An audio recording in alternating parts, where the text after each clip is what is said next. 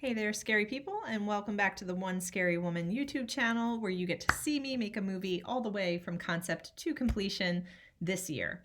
Now, following on the heels of yesterday's video, which dealt with testing your movie ideas, I am doing a preemptive strike because I know one of the questions I'm going to ask is going to be about protecting your movie ideas when they're just in idea form, because inevitably a lot of people are very, very nervous about actually asking for feedback on just an idea, and putting their ideas out there because they're worried that other people are going to steal it. So the next thing I'm going to say might be kind of a bummer, but one thing to know, while you can later on copyright a screenplay, and we will talk about how to do that a little bit eventually, you can't copyright just an idea. I know it can be a little frustrating. Ideas can't be copyrighted. Only execution can, which means only when the finished script is complete can you submit that for a copyright. Now, I know that this is kind of a bummer because, of course, again, you might not feel like sharing and testing your ideas unless you can protect them in some way. To that end, I will say be careful who you share them with. So make sure it's people that you like, know, and trust, people that you respect in the industry.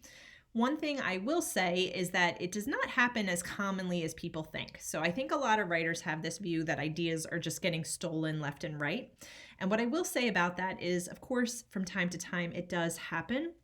But it's not super common to have that happen. Reason being that it's usually just a lot simpler for someone to enter into some kind of deal with you to get that movie made and use the idea than it is for them to steal that idea and then run the risk of later being sued and all that kind of stuff. So there is, some legal messiness that would come along. So it doesn't happen that commonly because people don't want to get in trouble as well.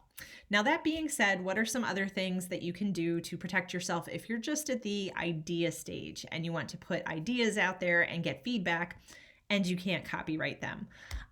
Number one, so I'm a bit of a pack rat when it comes to my emails. I never delete anything. So make sure that if you have any kind of conversation thread where you are sharing ideas and intellectual property, hold on to all of that just because you never know, and it might be something that you need to refer back to later. But another thing you can do is just have that person, if you want to, sign an NDA. So this is a non-disclosure agreement.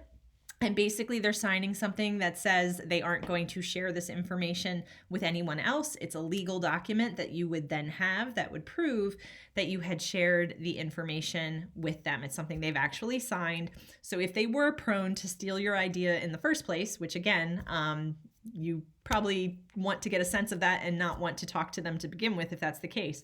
But say if they were so inclined, this would probably make them think twice about doing it. So there are NDA templates that exist online. I share templates, within my courses. You can always message me if you're curious about a template that you've found, or if you need a template to work with. But this is another option, something you can do. I will say it's not super typical for a writer to have somebody sign an NDA just to give some feedback on ideas. Again, just make sure that you're choosing to work with people that you like, know, and trust. And also keep in mind that if you're talking with someone else in this industry, chances are they probably already have a lot of their own ideas that they're concerned with getting out into the world. And they're going to be more focused probably on getting those done than they are going to be on stealing yours. All that said, though, still keep in mind, what are you going to be comfortable with? Save all those communication trails so you have them, just because you never know.